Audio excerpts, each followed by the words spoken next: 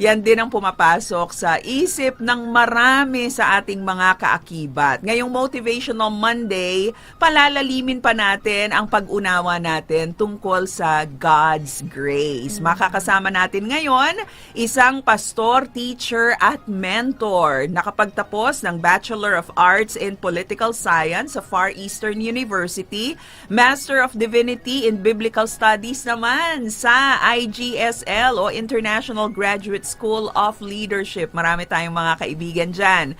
At Master of Arts in Philosophy sa University of the Philippines. Siya po ay dating instructor ng Systematic Theology sa IGSL at dating missionary naman sa CRU, yun pong Campus Crusade for Christ. So CRU Philippines na ngayon. Kasalukuyan siya at ay isa sa mga pastor ng Christian Bible Church of the Philippines. At bukod doon, siya rin ay may akda ng mga aklat at academic papers tungkol sa pananampalataya at pilosopiya. Pero ang talagang tampok natin ngayong umaga, ang kanyang pinakabagong libro na siya po ang editor, The Grace of God and Human Free Will, Essays on Salvation and the Gospel. Isa rin siya sa tagapagsulong ng grupong Grace Coalition. Mga kaakibat, i-welcome natin Pastor Michael Carino. Pastor Michael, welcome sa Straight from the Word. Hello, Maloy and Sam. Thank you for having me sa ating mga kaakibat. Good morning po sa ating lahat. Mahigit 25 pastors yung bumubuo ng grupo ninyo, itong Grace Coalition. Well, it's more than 25 actually. We're hundreds of pastors all over the Philippines from different churches, different denominations. Pero yung nakabit lang ng deadline ko sa essay na ito, sa project na ito, 25 of them were able to write an essay and submit to that project.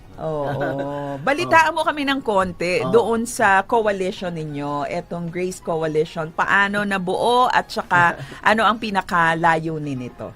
Well, nabuo ito, nagkakape kami nila Pastor Eric Cortez, Pastor Erwin Amador, at naririnig namin at kumaga nakikwentuhan kami ng mga ibang mga pastor, ibang mga simbahan na umiiyak at nagtatampo na, Pastor Mike, parang may mga katuruan na kumakalat na hindi daw mahal ng Diyos ang lahat, hindi daw namatay si Jesus para sa lahat.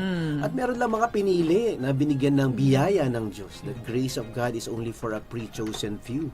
Sabi ko, sige, let's do something, Let's equip people, encourage people, enlighten people. O mag-create tayo ng online group.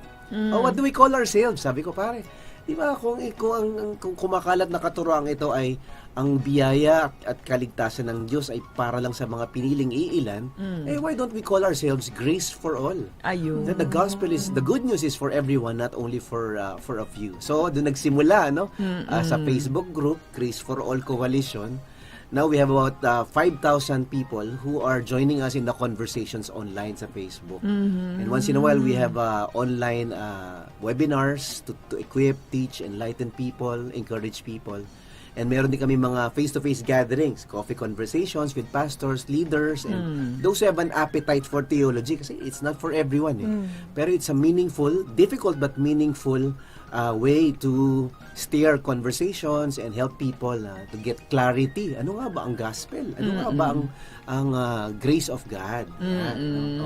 Napakaganda at napapanahon dahil nga iba-iba yung mga katuruan na nababasa natin, napapanood natin ngayon sa mga reels, sa TikTok. Kaya importante talaga, straight from the Word, grounded tayo sa salita ng Panginoon at nauunawaan natin kung ano nga ba ang pinatutukuyan ng salita ng Diyos pagdating sa grace ni God. Di ba, Sam? Totoo po yan. Actually, ako po excited na matuto ngayong umaga Kasi few months ago, naging balitaktakan po yan, Pastor Ate Maloy, sa social media. Talaga bang predestined na? Meron lang bang hinirang? May pinili? Meron talagang pupunta na ng impyerno? So ako, excited po ako matuto at alam ko ng ating mga kaakibat ay excited din sa umagang ito. Kaya naman doon sa mga nakikinig, nakatutok sa DZJV 1458 Radio Calabarzon at DWCB 91.1 FM Palawan, makinig tayong mabuti. I-share din po natin sa ating mga kaibigan para sama-sama tayong matuto ngayong umaga.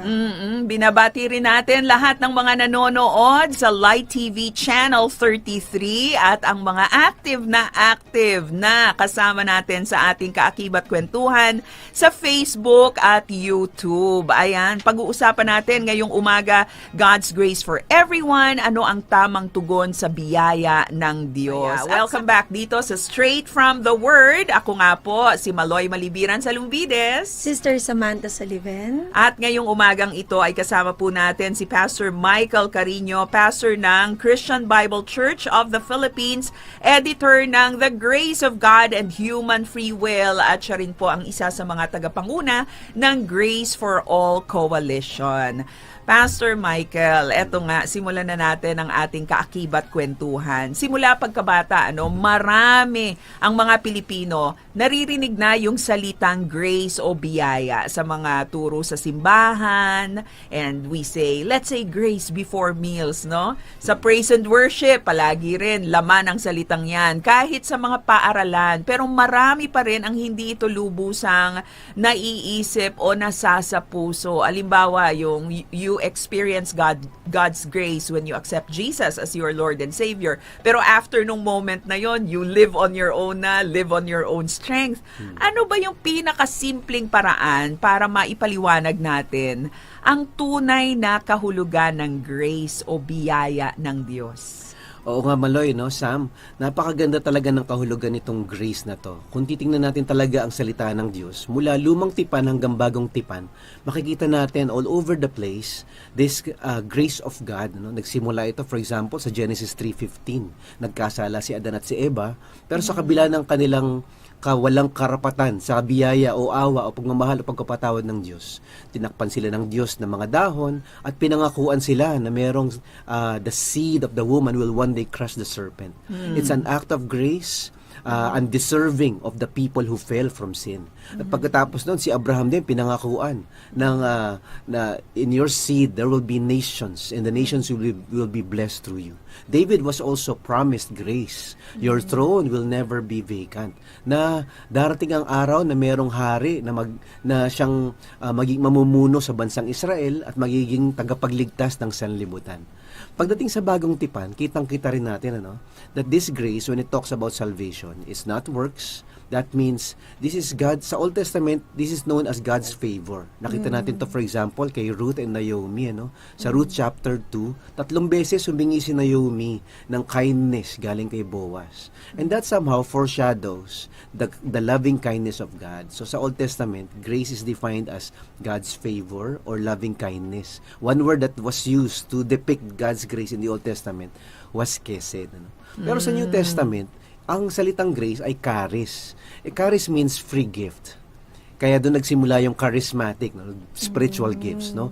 So charis is a gift of God, and it's you cannot buy it, you cannot bribe it, you cannot earn it, you cannot prove that you have it. It was given to you for free. Kaya yung kaligtasan napakaganda. It's unmerited favor, it's undeserved gift, and it's a free gift offered for all. Yun, that's the grace of God. So, napakaganda nito kasi binabaklas nito yung ating mga kaisipan na, kailangan paghirapan ko ang langit. Kailangan palang magpakabait ako para tanggapin ako ng Diyos. Kailangan palang marami mabuting gawa para ako ay maligtas at magkaroon ng kapatawaran galing sa Diyos. So, the grace of God introduces the truth that we cannot earn salvation, we cannot save ourselves, and we cannot earn heaven, we cannot pay our way or bribe our way to heaven. Yun ang kausipan ng mga Pilipino na kailangan kong may gawin, may bayaran o merong tupadin para ako ay tanggapin ng Diyos. Kasi ngayon, ang buhay natin very transactional no? Parang hindi ko makukuha kung wala akong gagawin o kung wala akong bibigay.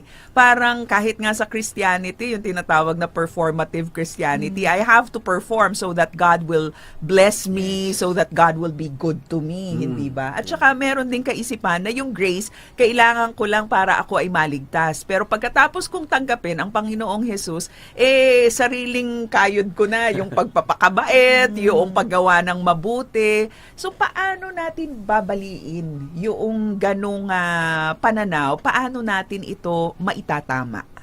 Oh, actually, napakaganda, no? Sa Christian theology, the grace of God is not just a kindness or a favor given to us undeserving sinners. But instead, grace is more powerful and more beautiful because grace is also a promise given to us. Eternal life is given to those who believe in Jesus. And it's also a provision that sinners are desperate and hopeless. We are separated from God. Wala tayong pag-asa. Hindi natin kayang iligtas ang ating mga sarili. Pero gumawa ang Diyos ng paraan. It's the cross. It's the grace of God. The gospel is the grace of God. And most importantly, the grace of God is also a person. The Bible says sa John chapter 1, Jesus came full with grace and truth. He was the embodiment of God's grace. Yung pamumuhay ni Jesus, yung mga turo ni Jesus, yung kanyang kabaitan, kabutihan, awa, pagmamahal. It's the grace of God walking on earth. So pagka tinanong natin, ano nga ba tong kagandahang loob ng Diyos? Ano nga ba itong biyaya ng Diyos? It's actually God reaching out to us, undeserving sinners, unworthy people, rebellious, stubborn, hard-hearted people. But God reached out to us in His grace and His loving kindness. Napakaganda kasi this is the grace of God that you cannot earn and the grace of God that you cannot lose. It's a love that never fails and a love that never ends. That's why yung problema ngayon sa mga teachings within Christianity, it's counterculture. It runs against our psychology. Libre? Wala akong gagawin? Wala akong babayaran? So unti-unti dinadagdagan natin yung gospel. Parang kailangan you obey and you commit para sure na ligtas ka. Kailangan patunayan mo asan ang bunga mo. So now we add something to the grace of God, either surrender or commitment or loyalty or obedience plus grace, or fruits and faithfulness proves that you have grace or that you are saved. So, but when we come to the heart of it, the grace of God is not something you can prove. It's not something you can earn. It's not even something that you can buy your way into. Napaka-powerful na paalala para sa ating lahat. Nasanay para makatanggap ako, dapat meron akong ibibigay. Para maka-earn ako, dapat pagtrabahuhan ko ng mabuti. Magandang paalala ang Ephesians chapter 2 verses 8 to 9. God saved you by His grace when you believed, and you can't take credit for this. It is a gift from God. Salvation is not a reward for the good things that we have done, so none of us can boast about it. Ang ganda po, at saka dagdag ko lang, yung grace ni Lord yung nag-ingat sa atin from pride. Kasi pag na-realize natin, wala akong bahagi, binigay lang to sa akin. Di ba si Lucifer yun yung naging downfall niya? So tayo po, salamat sa grace ni Lord na lagi nagpapaalala sa atin, kahit anong gawin natin, there's nothing we can do for God to unlove us, no? At hindi mababawasan ng pag-ibig niya. Pag-usapan natin, Pastor, yung mindset ng marami, no, na ang grace daw, porkit naman ang kaligtasan, ang grace ni Lord ay freely given, wala naman tayong bahagi, no? So, gano'n naman pala, wala naman tayong bahagi. E di, after kong maligtas, pwede akong magkasala. Parang, it's a license to sin. No? Paano po natin maipapaliwanag na ang grace ay hindi lisensya para makalaya tayo o makaalis tayo sa mga moral responsibilities natin? Napakagandang tanong. Maraming ang nagkakamali sa ganyang akala. Pero sa totoo lang, for example, sa Titus chapter 2 verses 11 to 12, the grace of God has appeared to all people so that everyone will be offered salvation. But this grace of God leads us to godliness. Ibig sabihin, na the more mo nalalaman at nauunawaan ang tunay na kahalagahan ng biyaya ng Diyos, awa ng Diyos, at kagandahang loob ng Diyos, nababago daw ang ating mga buhay, nagiging makadiyos, nagiging tapat tayo sa Panginoon, nagiging banal ang ating mga buhay. I think it's Romans chapter 6 also said, should we now sin so that grace will abound? By no means, the Apostle Paul says. Ibig sabihin, sabi niya, at tinuloy niya yung mga talata na yun, sinabi niya, because now we live for Christ.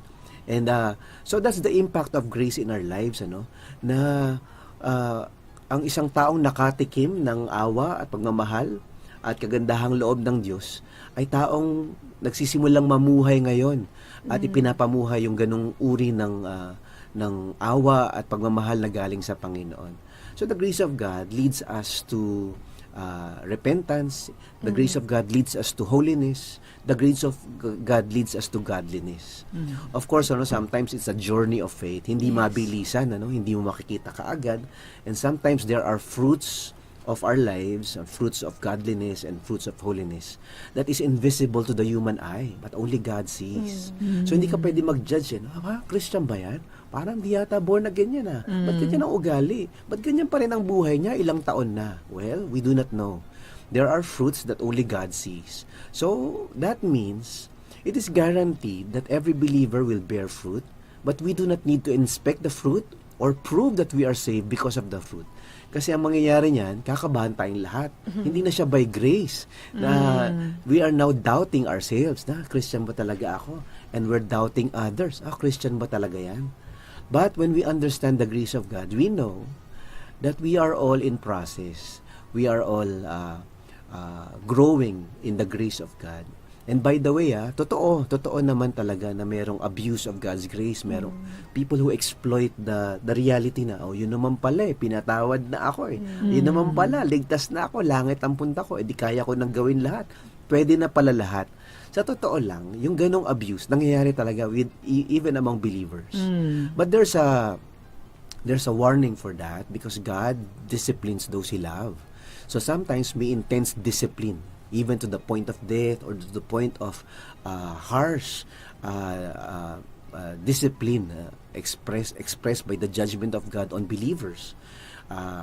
So that means, hindi naman hinahayaan ng Diyos na yung buhay natin ay maging ganun ka-licentious, na we justify our wrongdoings and our immorality and our sinfulness simply because we want to abuse the grace of God. So, it doesn't mean that the believer will now go to hell or the believer is not a believer at all. Only God knows. But it only means that bearing fruit is not a requirement to salvation. The only requirement to salvation is faith when we receive God's grace. But when we do abuse the grace of God, God comes in, disciplines us, and restores the lost sheep and brings us back to the fold. Pastor Michael, napaka-comforting Sam, yung mas maunawaan natin yung lalim ng biyaya ng Panginoon. Talagang wala yung salitang only by the grace of God magiging totoong-totoo sa atin yung bawat hininga natin, bawat desisyon, bawat pagkilos natin, talagang only by the grace of God. Maganda pag-usapan natin ngayon kasi nga merong katuruan na nagiging popular at tinatanggap ng marami na yung salvation hindi naman natin personal na decision ito. Talagang may pinipili ang Diyos na ito maliligtas, ito hindi. Minsan nga naalala ko, nag-post ako sa aking social media page. Sabi ko, the greatest decision that I made is to accept Jesus as my Lord and Savior. Aba, may mga nagkomento. May mga nagalit. Sabi, hindi mo decision yan. Yan ay dahil sa pinili ka ng Panginoon. So, may mga nagko-correct sa atin. Pwede mong pag-usapan natin ito ng bahagya, Pastor? Ganda yan, Naunawaan ko naman yung ganung pananaw. Ang pinanggagalingan talaga nila ay iniingatan nila yung sovereignty of God. They're making sure that we are not sabotaging God's decision and God's will and God's ways, that we are in no way contributing to our salvation. Maganda naman yung kanilang motibo, Ang problema, the Bible is replete with a lot of passages that requires human response. In other words, yes, God is sovereign, and sovereignty is not meticulous deterministic control. It means na ang Diyos hindi niya tinakda every molecular event in the world, demonic activities, criminal activities, or sinful activities in the world. Instead, His sovereignty is a relational sovereignty. It's a loving sovereignty. Ang Diyos ay Diyos ng pag-ibig. So, ang kanyang pamumuno at pamamahala ng sanlibutan ay mapagmahal na pamamahala. That means, love does not force anyone to do whatever you want. Forced love is not love. Forced love is rape. And that's the heart of God. It's a relational sovereignty. Kaya merong human response. Merong choose you this day. You choose life or death. You choose blessing or curse. Merong pagpili. Ang Panginoong Jesus, nalungkot, nabasag ang puso niya. Nung makita niya, dumating siya sa Jerusalem, I wish to gather you like hens. Like a mother hen gathering her chicks. But you were not willing. So ang Diyos is grieved when people resist Him.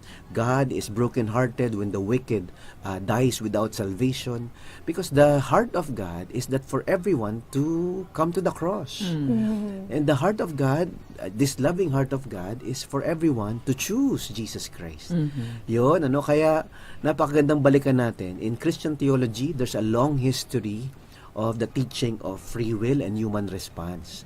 Na ang Diyos ay hindi tayo ginawang robot, na hindi tayo ginawang mga puppets, no? Hinahayaan niya tayo magpasya kasi yun talaga ang pagmamahal. Love is inviting a voluntary response, not a forced, determined, decreed, predestined response.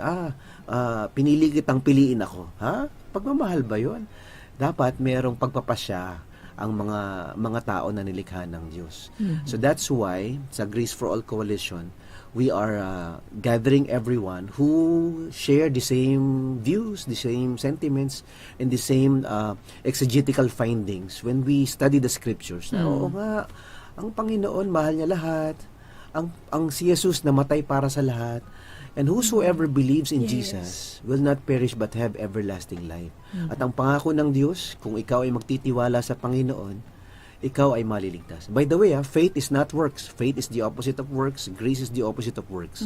So yung kanilang accusation na, nagtiwala ka kay Jesus? Di ba works yun? Hindi. Faith is actually the opposite of works, the Bible says. Works is when you earn something or when you add something to the cross. Faith is the hand that receives the gift. It's a free gift. The only thing we need to do is to receive that gift, and that's faith. Kaya nga, we are saved by grace through faith. God does not believe on our behalf. We believe when God invites us to respond to the gospel. Ang linaw, napakalinaw, At saka yung heartbeat po ng Bible, yung John 3:16, yun na yung sagot whosoever, napaka-powerful. Kanina po habang nakikinig ako, minimeditate ko yun sa isip ko, whosoever, sino man ang manampalataya. So ang bawat isa sa atin, binigyan ng Diyos ng karapatan talaga at pagkakataon na manumbalik sa Kanya. Kanina, Pastor, nababanggit nyo po yung robot At yun din po yung diniscuss sa book nyo, na the grace of God and human free will. Yung grace ng Diyos ay hindi ginagawang robot ang mga tao, pero pinapalaya po tayo. Pinapalaya pa nga ang ating mga kalooban, pinapalaya tayo. Pwede po ba kaming makahingi ng mga paano natin to maya-apply, mga halimbawa kung paano ito gumagana sa practical po nating buhay, pang araw-araw na buhay. Ang ganda. So, pagka in-embrace natin yung katotohanan na ang Diyos gives us responsibility and we are accountable to our actions and behavior or our choices, that means free will makes us wise people. Yes. You make your decisions wisely, whether it's in business or family or marriage or whether it's in your life or your relationships. Nagkakaroon ka ngayon ng pananagutan. Kasi yung kabaligtaran nito, tinakda na pala ng Diyos na magkasala ako. Tinakda na pala ng Diyos na ito ang trabaho ko. Tinakda na pala ng Diyos, ito ang gagawin ko sa buhay ko. There's no responsibility and there's no accountability. Parang sa hukuman, bakit mo pinatay yung babaeng iyon? Hindi ho ako. Kasi tinakda na po ako na gawin yung ginagawa ko. So I have no responsibility about it. But when we do embrace that Christian theology and the Christian doctrine of free will or human response, we now see the scriptures in a better light. Ang linaw, oo nga. May paghuhusga, may paghuhukom ang Diyos. Merong accounting na mangyayari balang araw. Tatanungin ng Diyos what we did with that the choices we made. For example, sa salvation, we are accountable or responsible to say yes to Jesus and say no to Jesus. Hindi pwedeng itinakda ka to say yes whether you like it or not. Hindi pwedeng itinakda ka na impyerno ang punta mo whether you like it or not. Pwede ba, Pastor Mike, tanggapin ko si Jesus? Hindi. Kung hindi ka pinili, walang kwenta yung decision mo o yung pasya mo. Parang, what kind of a God is that? Of course, there are nuances. Hindi naman lahat ng mga nagtuturo noon ganun talaga ang sinasabi nila. Pero merong mga ganong katuroan na kumakalat na wala kang desisyon, wala kang pasya, at wala kang choice. But to wait and hope that you are one of the chosen ones, that you are one of the elect. Napakahirap nun, kasi parang walang katiyakan, hindi ba? Yung maniniwala ka, pagkatapos, ay hindi, kahit maniwala ka, hindi ka naman pinili Napakasakit, hindi ba? At saka we will live in anxiety. Oo. Ang isa pa nakakalungkot niyan, when we do evangelize, should we tell a person, namatay pala pa si Jesus para sa... Ay, hindi yata namatay si Jesus para sa... Hindi ko alam mahal ka ng... Ay, hindi ka yata mahal ng Diyos. Walang katiyakan, hindi ba? Parang hindi mo mapanghahawakan. It will change the way we do evangelism. It will change a lot, pagdating doon sa ating mga pinapaniwalaan. Pero mabuti na lamang at ang biyaya ng Panginoon ay para sa lahat. Mabuti na lamang na ang kaligtasan ay ino-offer sa lahat at meron tayong bahagi upang tumugon at tanggapin ito. Ngayon, Pastor Mike, maraming Pilipino nakakaranas ng matinding stress, kabiguan, pagod. Madalas ang nagiging mindset natin, dapat ayusin ko muna yung sarili ko. Usong-uso yan, halika, sama ka sa akin sa simbahan. Ay, hindi muna, baka masunog ako. Ayusin ko muna yung aking sarili bago ako lumapit sa Panginoon. Paano ba nakakadulot ng comfort and grace ni God sa mga taong nakakaranas ng pagkabigo at ang pakiramdam niya, I'm not good enough to receive the grace of God or to receive the love of God? Grabe, Kaya tinawag natin magandang balita. Kasi good news talaga siya. There's no sinner beyond the reach of God's grace. There's no sin beyond the reach of the cross of Christ. Na lahat ng makasalanan, maging sino ka man, ay lumapit ka sa Panginoon, tatanggapin ka niya. Yun ang biyaya. Hindi tayong mga makasalanang hindi karapat-dapat ay pinakitaan ng kagandahang loob, pinakitaan ng kabaitan ng Diyos at pagmamahal ng Diyos. Ang epekto rin ito sa buhay natin, tayong mga nakatikim at nakaranas at nakaengkwentro ng kagandahang loob ng Diyos na ito, we become gracious to others. You'll notice. Notice when people make mistakes, when people fail, when people sin and make blunders of their marriage, of their lives. We are more gracious because we know what it means to be forgiven and pardoned in spite of our wickedness and our sinfulness. Mas naiintindihan natin na itong taong ito ay mahal ng Diyos. Itong taong ito namatay si Jesus para sa kanya. We become gracious people. So we who are receivers of grace becomes bearers of grace as well. Whether it's our children, our marriage, our employees or our co-workers, nagiging maganda ang ating kalooban. Actually, may isang article na essay na dun sa libro, The Grace of God and Human Free Will. Si Pastor Ariel Jornales ng Evangelical Free Church of the Philippines. Ang ganda, hinaluan niya ng Filipino theology, loob. Sabi niya, bakit may free will? Kasi may wangis ng Diyos na nasa atin. At ito ang loob. Ito yung kagandahang loob, ito yung kusang loob, ito yung pagbibigay ng ating response sa Diyos. Na tayo'y minahal ng Diyos, minamahal din natin ang Diyos. At tayo'y pinatawad ng Diyos, nagpapatawad din tayo ng ating kapwa. Yun, ang ganda. Na itong loob na to ay nakatikim at ng kagandahang loob, nagiging magandang loob. Ayun. Ang ganda. Parang ang nakikita ko nga dito kapag nayakap natin at naunawaan natin ang lubos, kung ano yung ibig sabihin ng grace ni God, parang antidote sa yabang, antidote sa pagiging judgmental, antidote sa unforgiveness, Tama, hindi ba? Tsaka antidote sa insecurity. Ayun. Yung kakabaka-baka na, mahal pa ba ako ng Panginoon? Isang damakmak na ang kamalian ko at kasalanan ko, di na yata ako nagsisimba. So we are saved by grace, not by our loyalty or obedience. We are saved by grace, not because of our fruits or faithfulness. Ang ganda.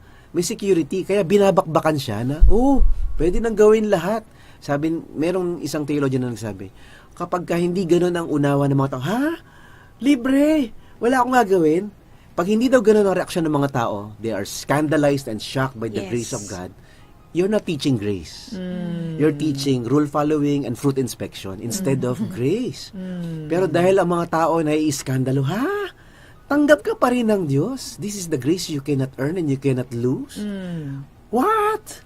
Walang bayad. Nai-iskandalo yung mga tao. That means you're teaching it correctly. Ayun. So magandang tanungin natin ang ating mga sarili when we talk about God's grace, naiiskandalo at nagugulat ba ang mga kausap natin? Because that is great news. Talagang ibang-iba ito sa takbo ng mundo, hindi ba? Mga bagay na pwede nating pag-isipan habang itutuloy po natin itong ating kaakibat kwentuhan kasama si Pastor Michael Carino ng Grace for All Coalition. Kanina, Pastor, natutuwa po ako dun sa ina-explain nyo na mas madaling maging gracious sa iba dahil tayo ay pinuno ng grace ng Panginoon. It's so easy to extend grace. Pero yung iba po ang dinadahilan nila, ba't ko pa kailangan ng grace ni Lord? Lalo na kung ako naman likas na mabait. Oo. 'Di ba? Yung iba hindi nila nakikita yung need for grace kasi yung tinatawag natin na human kindness, lumaki ka sa maayos na pamilya, pinuno ka ng pag-ibig. Ngayon po i-distinguish natin, Pastor, ano yung pinagkaiba ng human kindness dun sa grace ni Lord. Oh, wow. Ang ganda, no? So, alam mo, Maloy, Sam, itong palagay natin our own kindness, our own goodness, or our own righteousness. Kung ikukumpara sa righteousness, sa goodness ni Lord, napakalayo. So, minsan, yun ang kabahagi ng ating pagkabulag bilang mga tao na akala natin sapat na yung ating mga ginagawang kabutihan para tayo ay maging karapat-dapat sa langit o sa kaligtasan o sa buhay na walang hanggan. But the Bible actually exposes that illusion, no, na we can actually earn our way through our own goodness or our own righteousness. That our righteousness are but filthy rags in comparison to God. Ayan, ano? So in comparison to God's righteousness. That the standard of God is so high that we cannot meet it. Na we have all fallen short of the standard of God or the glory of God. So kaya yun yung mensahe ng gospel. No? The gospel in and of itself actually awakens us, enlightens us, and clarifies to us na, oo nga, makasalanan ako at hindi ako qualified, hindi ako deserving, hindi ako worthy. Pero buti na lang, gumawa ang Diyos ng paraan na the only one who is qualified, the only one who is perfectly righteous died for my sins to pay the penalty of my sins. So that whosoever believes in Him will not perish but have everlasting life. Yun ang good news. Bad news, lahat tayo sablay, lahat tayo in our own righteousness, in our own goodness, hindi sapat, hindi kaya. Yun ang bad news. Lahat tayo impyerno. The good news is, God made a way. And God provided salvation for all. God provided the cross. God provided the gospel in Jesus Christ. So, ang sino mang tumanggap sa libreng regalo nito, yun, back to the grace of God, this free gift of salvation, we will have eternal life, forgiveness, and assurance. Pero mabanggit din natin, when we relate to one another, magugulat ka talaga, no? Ang daming mga tao mababait, Hindi naman pala lahat rapist o magnanakaw o tsaka murderers, Because it's the image of God in every human being. Makikita natin, that this image of God, His kindness and His goodness is working in our lives whether we are believers or not. Kaya merong mga non-believers, those who do not know God and those who do not have a relationship with God, na pinipili nila ang justice over injustice. Hindi Christian yan. They choose beauty over ugliness. They choose what is true versus what is false. Yun, that's the image of God in every human being. So this image of God has free will. Yun, ang Grace for All Coalition. That we are by nature sinful, we are corrupted, we cannot save ourselves, we are separated from God, we are spiritually incapable of adding to the atonement. Wala tayong maidadagdag sa ginawa ni Jesus sa krus. Pero meron tayong pagpapasya. Kasi the image of God was not destroyed. We have that image. Every human being is craving and starving for beauty, for justice, for meaning, for purpose. In a sense, all of our cravings are running after success and intimacy and happiness and our pursuit of all the things that are beautiful and good and pleasurable in life, they are all symptoms or traces. They are all signals that we are actually looking for God.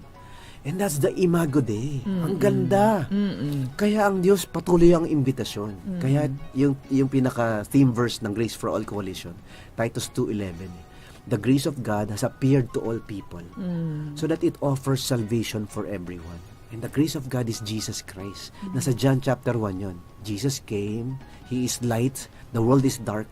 And those rejected darkness, but there are those who receive the light. And those who receive Him, He gave the right to become children of God. Yes. Good news na good news talaga. Nako, ang Motivational Monday natin talagang punong-punong-puno ng good news at sana nga po ay mas naunawaan natin ang napakaganda, amazing talaga ang grace ng Panginoon. Nabiting kami, Pastor Mike, ang dami pa naming gustong itanong pero maraming salamat, maraming tanong ang nasagot at naliwanagan na. Maaari mo bang anyayahan yung mga nabitin natin na mga kaakibat para doon sa aklat ninyo at doon din sa coalition ng inyong grupo?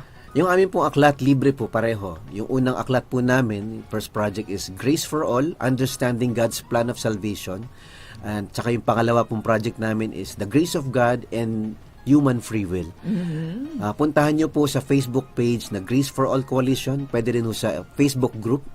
At hanapin niyo po doon sa mga post namin. It's a free downloadable PDF. Nako, libre ho sa mga Pilipino. Wow. Pero kung sa ibang bansa ho, may bayad na po sila. No? Kasi sa Kindle po namin pinadala yung mga libro. So those who are wanting a paperback printed version, you have to pay na or a Kindle version.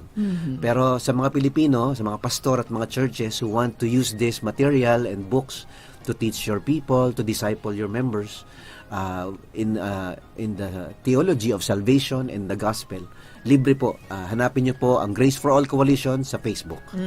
Nako, napakaraming libre, ano? Unang-una, ang grace ng Panginoon, libre. Ang salvation, libre. Pero binayaran ng Panginoong Jesus yan. Yes. Tapos, etong mga libro ng Grace for All Coalition, libre po, downloadable. At kung gusto ninyo ng paperback, yan, pwede naman sa Amazon. Available po yan. Para po sa ating God's Word for today, John 3:16. Sabay-sabay nating i-recite. For God so loved the world that He gave His only begotten Son, that whoever believes in Him will not perish but have eternal life. Nais nating hilingin ang ating Pastor Mike Carino na pangunahan tayo sa maikling panalangin ngayong Lunes na ito.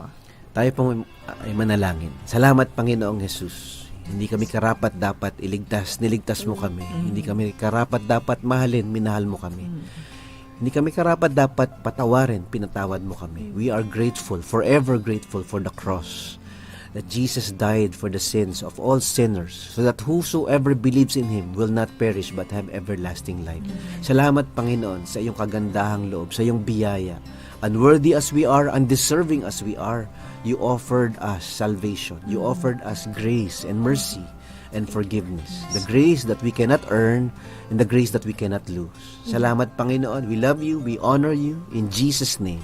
Amen. Amen, amen. Maraming salamat, Pastor Mike Carino. Sana ang iba mong mga kasamahan sa Grace for All Coalition makabisita rin. Oo nga. Dito sa Straight from Thank the you. Word. Maraming salamat po sa inyo. Mga kaakibat, ayan, the grace of God we cannot earn, the grace of God we cannot lose. Yan po ay ating panghawakan at isa puso ngayong buong linggong ito. Ang grace ng Diyos ay hindi lamang para sa iilan, hindi ito nakadepende sa ating galing, yaman o kabutihan. Ito po ay inaalok sa bawat isa, libre, buong buo at walang kondisyon. At kapag tunay na natanggap ang biyayang ito, hindi tayo nananatili sa dati nating buhay. Binabago nito ang puso natin at hinihimok tayo na ipakita ang pagmamahal ng Diyos sa ating kapwa. Ito ay dadaloy ng kusa dahil sa biyaya ng Diyos. Amen po. At mga kaakibat, ang grace ng Panginoon ay hindi lang theological concept na pang-classroom at pang-libro. Ito ay buhay na katotohanan na dapat nating isapamuhay araw-araw. Nasan man po tayo, sa bahay, sa trabaho, sa social media, at sa ating pong mga relationships. Maraming salamat po sa inyong pag-antabay dito sa ating programa na pinasimulan ni Brother Eddie Villanueva. Hanggang sa muli, samahan niyo po kami dito sa Light TV Radio, Lunes hanggang Biyernes, alas 8 hanggang alas 11 ng umaga. Ako po ang inyong kaakibat, Sister Samantha Sullivan, at patuloy niyo po kaming samahan sa ating pong mga social media accounts sa Light TV at Light TV Radio. Maraming salamat, Pastor Mike and Sam. Ako naman ang inyong kaakibat, Maloy Malibiran sa Lumbides. Ang grace ng Panginoon, yan ay kanyang ibinibigay sa atin. Ano ang ating magiging tugon? If you need God's grace today, go straight to the source and find it straight from the Word.